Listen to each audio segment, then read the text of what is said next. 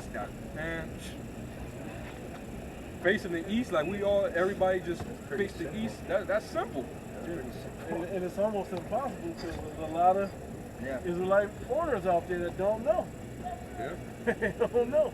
So how are they gonna? But at the same time, the scriptures say that the word of this gospel should go out throughout the four corners of the earth. Right. Everybody heard this truth at some point. Yeah. It's getting out, you know. People, the names of the Father and the Son is being made famous again in the earth. That's because the Lord's prophets are out there calling upon those names. So these people ain't gonna have no excuse, man. They ain't gonna have no excuse. You know, the Lord was long suffering with you niggas. All right, the writings on the wall. You see the destruction. You seeing the plagues. You seeing the evils are coming down. You seeing what the Lord is doing with these nations, stirring up war. This nigga Putin, he brought it to this place, man. You know, you listen to what he was saying, man. That's biblical what's happening. He's building up his case. He's routing up his people, his army. Finally go to war against America. Basically, this is my final piece on this whole shit. This is what I got to say. I hope the whole world hear me, but this is what I gotta let be known before I'm justified in doing the final step. He was saying peace a lot. He was saying a lot of peace. Yeah, because the word Vladimir means peaceful ruler. Real peaceful ruler is Yahweh Shai. Prince of Peace. Hey, give me Psalms 120 and 7. 120 and 7? Yep. Because ultimately, even though he's pushing for peace, but the provocation from the West is inciting war. So what's happening is the king of the Medes, or the kings of the Medes, are being stirred up. That's what's happening. He's basically they're being incited to war. They had enough of this place. You know, they had enough of this place, man. I'm tired. And when he's speaking, all the other nations share the same sentiment. They're just not vocal about it. Those that he's a guard for. Exactly.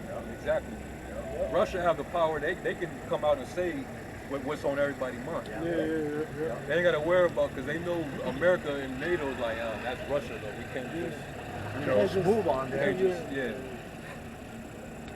For him to be saying something like that, you know he's ready for the smoke.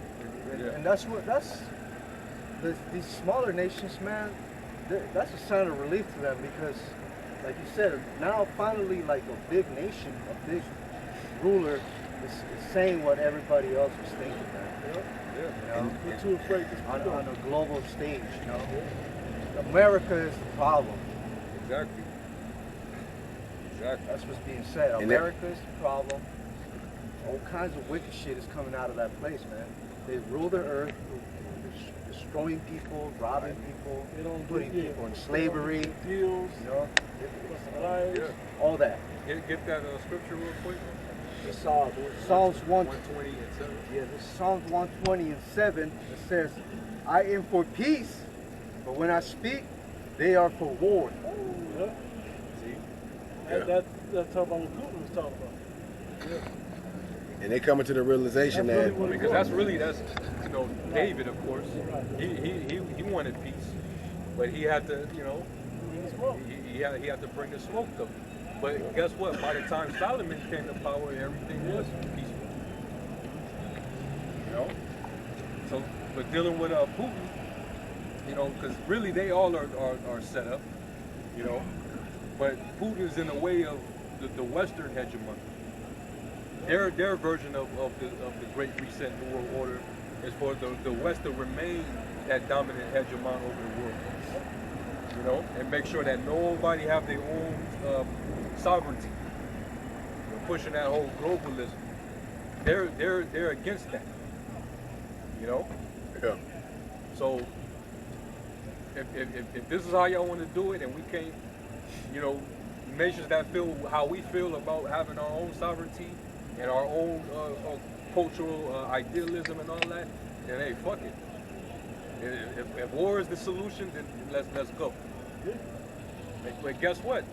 It is the final solution because the Most High, the Lord, Yahweh, is a man of war. He's a man of war. This is how he's gonna solve the problem. He's gonna judge and make war. And he already declared that Babylon is going to go down with violence. Exactly. You know, violence, man. These nations are going to realize, and America and Russia kind of realizing that it's not going to be any peace. Eventually, war is going to have to play out. They know. Yeah. These kings, they know history. You know, Putin knows history, man. Hell yeah. You know, and he's not a man of truth and of the Lord, but even he knows reads the scriptures, man. They go through the scriptures. They know that the scriptures are true. Yeah. You know. We're dealing with the wicked. The scriptures say there is no peace unto the wicked. There's no peace coming. Yeah. You can think about America's existence. What do they say? The whole existence of America since 1776, they've been at peace for 12 years? Something like that? Yeah, and that's why when they've been quoting scriptures that talk about burning this place up. Because they know. Yeah, real quick, I found some of the transcript of the speech, right, with Putin when he was, making the address. This is what he said.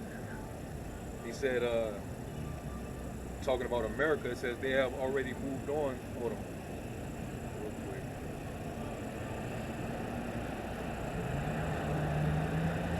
It says they have already moved on to the radical denial of moral religious and family values. Let's answer some very simple questions for ourselves now. I would like to return to what I said. I want to address all citizens of the country, not to just the colleagues that are here in the, it says, hold on. It says Russia parent number one parent number two, parent number three, they have completely lost it. Instead of the mother and the father, why do as a mother and a father do we want our schools to impose on our children from their earliest days in school perversions that lead to degradation and extinct function? Do we want to drum in their heads that certain other genders exist along with women and men, and to offer them gender reassignment surgery? Is that what we want for our country and our children? This is unacceptable to us to have a different future of our own. The world has entered a period of fundamental revolutionary transformation. New centers of powers are emerging. They represent the majority of the international community. They're ready not only to declare their interests, but also to protect them. They see in multipolarity an opportunity to strengthen their sovereignty, which means gaining genuine freedom, historical selective. Basically, what he's saying is they're ready to protect their so-called interests to be free and sovereign, and have their own. They don't want to be a part of the New World Order. Exactly. So because they're gonna have to get down with gender reassignment and all this other. Yeah. And the fact that Russia is speaking like this is why these nations are willing to come up under the guard of Gog and Magog. Right. This is why they're willing to, you know what? Yeah, you be a guard unto us. Because they feel the same We fucking feel way. the same fucking way, man. Look at all those Middle Eastern countries that have continue to hold those Eastern ways of life. Men being ahead. All of that goes into exactly what Putin is talking about. Not that work for thousands of years. Yeah. Not destroying the family structure and all of that. They with that shit. They like, yes, whatever you need us to do, we got your back. Yeah.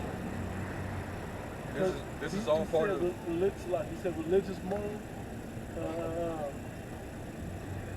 toward the beginning when you started reading. I think he said religious morals. Basically, the structure that the Most High set up, they still want that structure.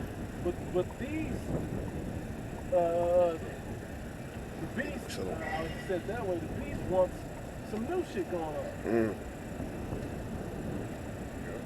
There was religious moral something. They said something like this. Religious morals or something like that.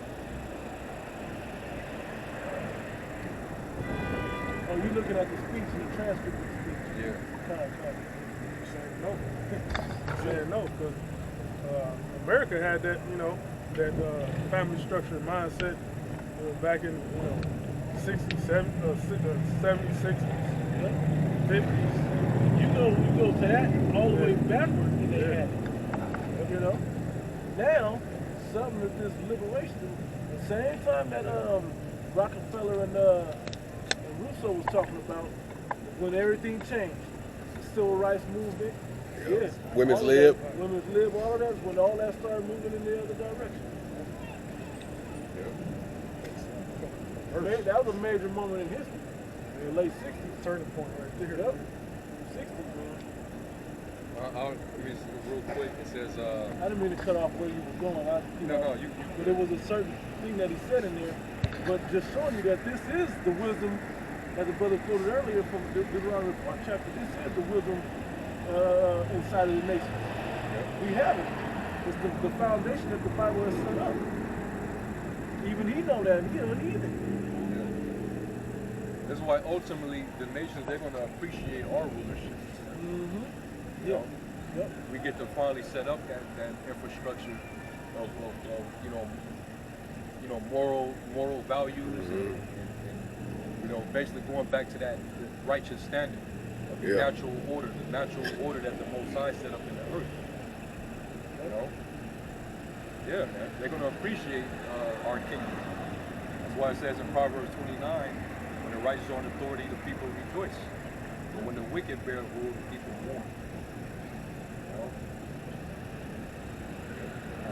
One along with it says, Isaiah 2, and I'll start at the top. It says, the word that Isaiah the son of Amos saw concerning Judah and Jerusalem, meaning with the kingdom of Israel, says, and it shall come to pass in the last days that the mountain of the Lord's house shall be established in the top of the mountains, and shall be exalted above the hills, and all nations shall flow unto it. And many people shall go and say, come eat, and let us go up to the mountain of the Lord, top government of the earth, to the house of the power of Jacob, and he will teach us his ways, and we will walk in his paths. For out of Zion shall go forth the law and the word of the Lord from Jerusalem. Yep. That means all these other nations, they're not going to serve their idols like they've been serving on this side. Man. In the kingdom, you don't serve Yahweh Shem Shah. Yep. That's it. And we're going to have to show you how to. Yep. What's required, how you're supposed to carry yourself, your conduct, your customs. Yep. He says you're gonna have to come to Jerusalem, for the feast. Feast. If you don't, you're not going. You're gonna. The moon is gonna govern your days and years and your months. So you're not gonna worship. Yeah. Okay. Things like that. Instead of cutting up every pig you see and eating every part of the body that's unclean unto you, you're going to let the pig be what it's supposed to be. Yeah. A garbage disposal of the earth. Instead of worshiping the fucking cow, the cow's gonna have they purpose. Yeah, man. After thousands of years have gone by, these nations, man, they're just gonna love it. They're gonna love being under a righteous rulership, man. The whole earth is gonna rejoice. Yeah. Trees, it said the trees are gonna rejoice. Yeah. Ain't gonna be no fella to hew us down. So no deforestation. So that means that the natural habitat of certain beasts and animals and the ecosystem will all be intact. You know how we hate waking up here in Babylon? We just fucking hate it, Yeah. Even the heathens after the 1,000 years is going to love waking up, like, you know.